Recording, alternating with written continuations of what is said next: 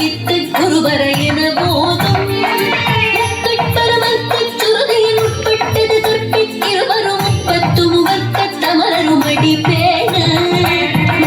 தலை தத்த கணிதொடு ஒற்றை கிடிமத்தை பருதொரு பட்ட பல வட்ட திகிரில் இரவாக